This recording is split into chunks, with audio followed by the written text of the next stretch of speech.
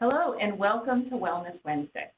These short weekly videos are meant as a resource for you, our colleagues, and our community to improve daily living, body, mind, and spirit. Brought to you by the Centers for Integrative Medicine and Health. My co-host Tim Michaels is here with me today. And we have a very special guest. We have Peter Callahan from the Copper Beach Institute. Welcome, Peter. We're so happy to have you. Wonderful to be here with you both. Thank you so much. So we have been having conversations with our colleagues here at Trinity about mindfulness over the past few months. It's been a really important skill that we're introducing after the year of COVID. And as we come out of this pandemic, it's been a really helpful tool to help introduce our colleagues to. But there's been this really interesting phrase that we've discovered, and it's come up a couple of times in the past weeks, and it's people talking about being recovering jerks. And it's mostly people who are studying mindfulness, teaching mindfulness, and it was just such an interesting title that we thought we'd ask your opinion and see what you think about that, Peter. Yeah, of course. Thank you. Yeah, and I'm glad to hear that there's fellow recovering jerks out there, because I've been sort of self-identifying myself that way for the past few years, and it's an interesting piece around nature and nurture. Was it family, society? How much did I come out this way? One of my beliefs is honestly that we evolutionarily evolved to be kind and compassionate toward each other, because that's the most selfish thing we can do to get our own needs met, to make sure we're safe, protected, supported by others.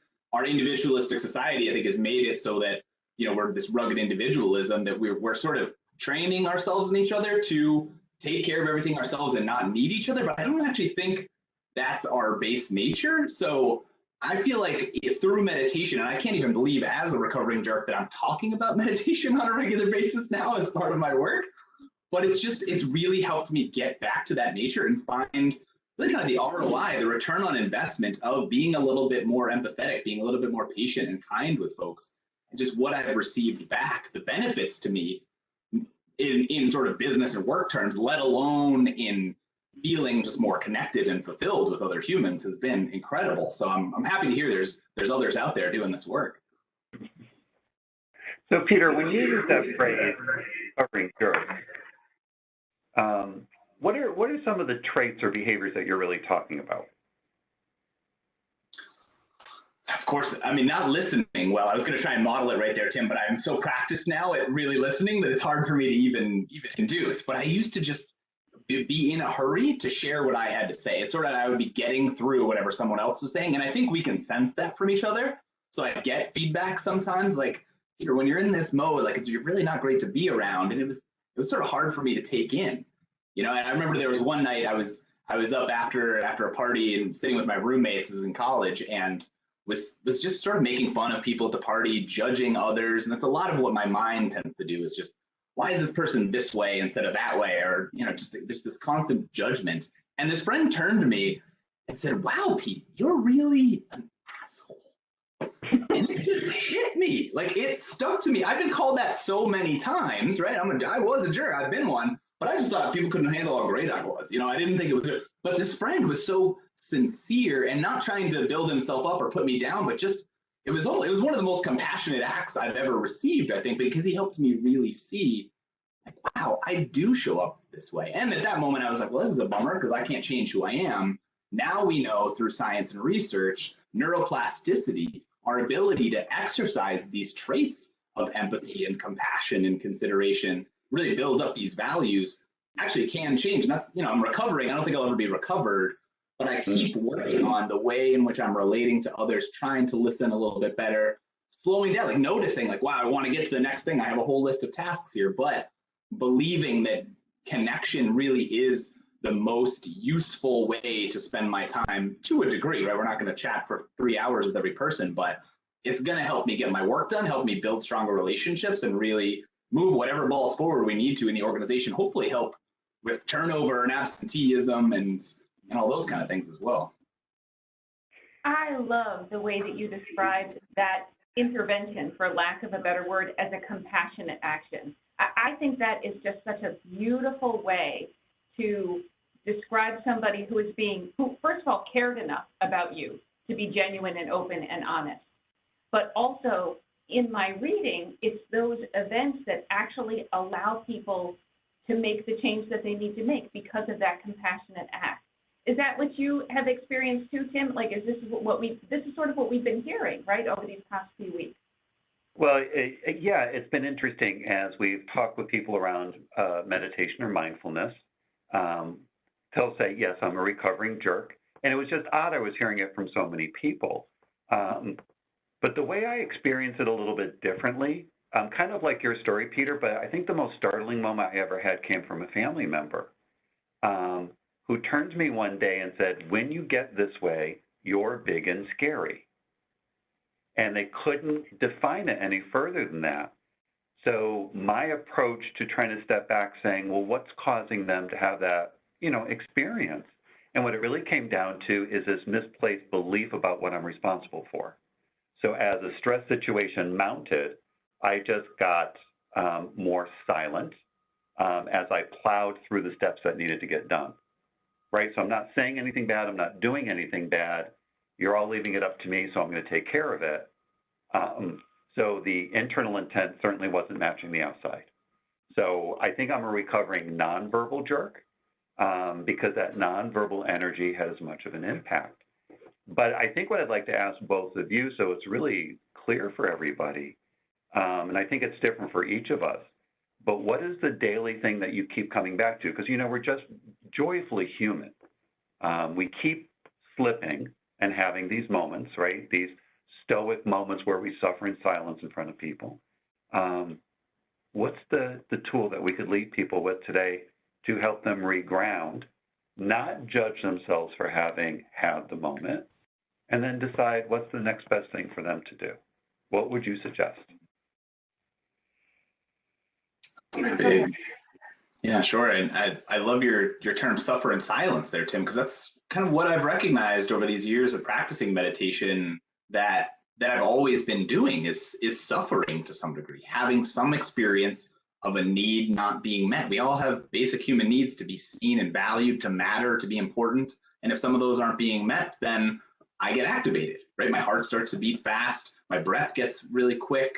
I get tingly or sweaty or warm. So if I can bring my attention, so part of my practice is to bring my attention to those sensations as soon as I can from when they start happening.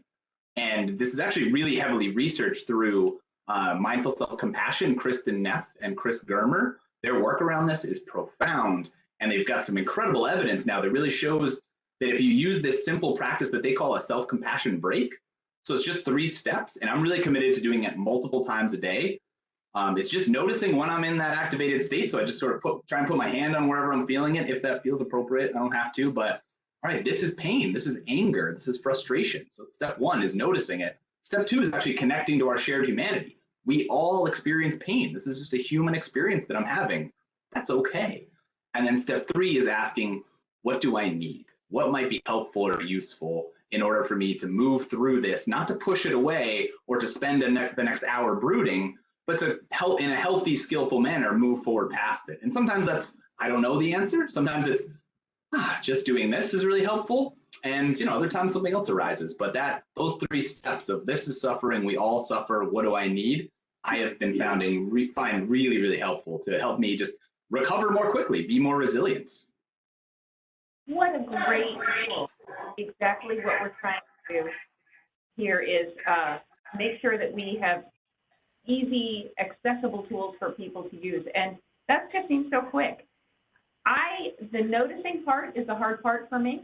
And so, I get pulled into something, and it's usually I am speaking too much, I'm not listening enough, and it just never goes well.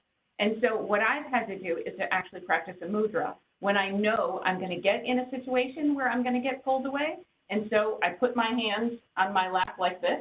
It's not a natural position to have your hands in your lap, so it reminds me that I'm supposed to take what's in the room and listen. And it helps sometimes, not all the time.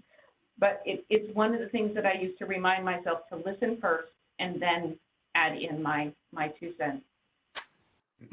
I love that. Thank you. I'm going to use that now too. I really appreciate it. So the way I'll round this out, and I want to be sensitive because we promised everybody that we'd keep these short. So we'll leave them with 3 really good tips. The way I manage my stress overall is to find something curious to learn about or study. So I've been looking at the work of Reiki masters. And when you look at the principles of the Reiki masters, you know, they have these principles they say every day. For today, I will not be angry. For today, I will count my blessings. For today. So Monday night driving home, a pothole attacked me.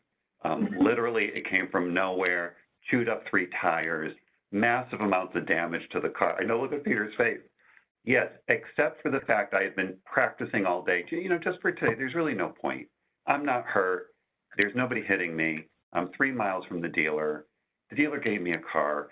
But the point is that because I'm practicing a mantra, even if I can't integrate it in my whole body, just for today, I'm not going to be angry. I'm just not going to do it. You know, that being grounded, everybody I interacted from that moment forward just made things happen. They just made it happen.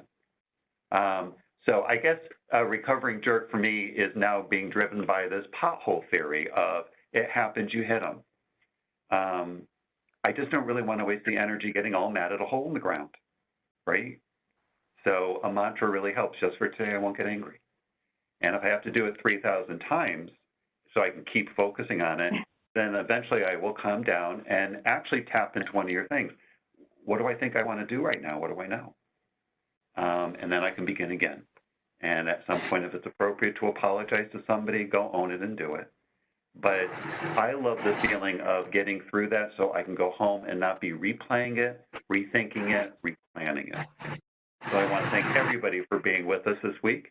And we look forward to talking to you next week with another tip to improve your overall wellness. Thank you, Peter, for being with us.